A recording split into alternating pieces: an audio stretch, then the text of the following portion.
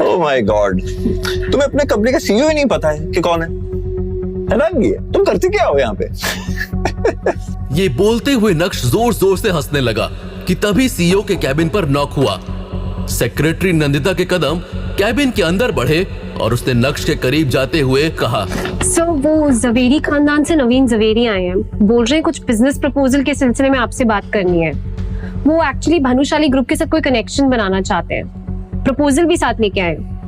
तो अगर आप अभी बिजी हो तो मैं उन्हें कुछ देर इंतजार करने के लिए बोलूं? जैसे ही नक्श ने नंदिता के मुंह से नवीन जावेरी का नाम सुना, वैसे ही मैम्बू अंकल का चेहरा उसके सामने आ गया और वो पूरी तरह से इरिटेट हो गया।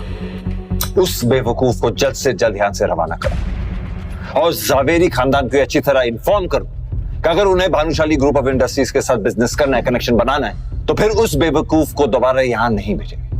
Am I clear? और हाँ, एक और बात, जावेरी खानदान की तरफ से कौन मुझे मिलने आता है इसके बारे में मुझे पहले इंफॉर्मेशन मिलनी चाहिए।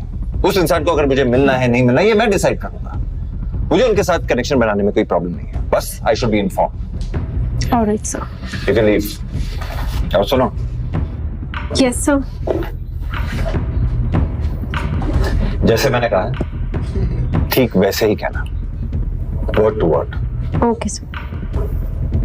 You can leave. Thank you sir. Out. Out. Sure sir. Naksh ने तो नंदिता को ये मैसेज दे दिया था, लेकिन दूसरी तरफ मैम्बू अंकल भानुशाली ग्रुप के ऑफिस के मेन हॉल में बैठकर अपनी मां कल्याणी के हाथों से एक नई कार लेने का सपना संजो रहे थे। लेकिन इस सपने को टूटने में ज्यादा समय नहीं लगा। जब नंदिता ने मैम्बू अंकल को सीईओ का मैसेज दिया तो मैम्बू अंकल शॉक्ड रह गए थे। सीईओ का मैसेज देने के बाद नंदिता वहां से चली गई, लेकिन मैम्बू अंकल शॉक्ड स्टेट में अभी भी यही सोच रहे थे कि ये क्या, मैं तो मिला भी नहीं, तो बिना मिले ही मुझे रवाना कर दिया। जब मैम्बू अंकल को एहसास हुआ कि उनके साथ बहुत गलत हुआ है, तो उनके मुंह से जोर से कुछ अपशब्द बाहर निकले और इसी के साथ भानुशाली ग्रुप के एम्प्लॉयज उन्हें घूरने लगे थे। तब मैम्बू अंकल को एहसास हुआ कि वो अभी भानुशाली ग्रुप की टेरिटरी में है और उन्हें यहाँ ऐसी कोई भी हरकत नहीं करनी चाहिए। अपने गुस्से को अपने फेफड़ों में भरते हुए मैम्बू अंकल भानुशाली ग्रुप के ऑफिस से निकल गए थे। जावेरी खानदान के मेंशन में अचानक से कल्याणी ने सभी परिवार वालों को कॉल किया और आने के लिए कहा। जब कल्याणी ने देखा कि सभी लोग आ गए हैं तो एक गहरी सांस लेते हुए उन्होंने बोलना शुरू किया। नवीन, कोई बात नहीं, ये काम तुमसे नहीं हो पाएगा। माँ वो जवेरी खानदान को नीचा दिखाना चाह रहे हैं। उसने मुझे अपनी सेक्रेटरी के सामने बेवकूफ कहा और जल्द से जल्द वहां से निकल जाने के लिए कहा। जब जावेरी खानदान के बाकी परिवार वालों को मैम्बू अंकल का किस्सा पता चला तो सभी उस टॉपिक पर डिस्कस करने लगे थे।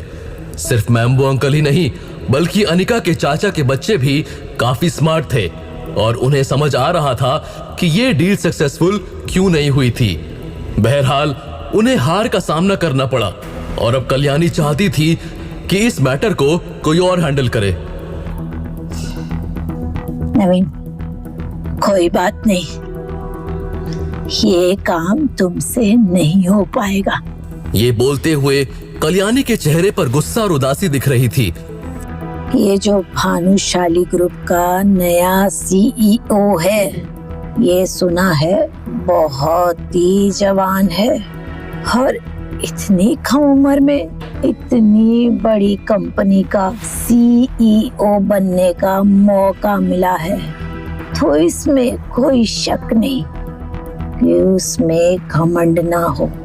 और ऐसे में वो हमारी जैसी फैमिलीज के साथ शुरुआती के दिनों में ऐसा तो करेगा ही, लेकिन उसने ये भी कहा है कि वो हमारे खानदान के और लोगों के साथ भी मिलना चाहता है और अगर उसे जिसमें दिलचस्पी दिखी तो वो उसके साथ खुशी खुशी मीटिंग करके डील फाइनल करेगा। तो इसका मतलब ये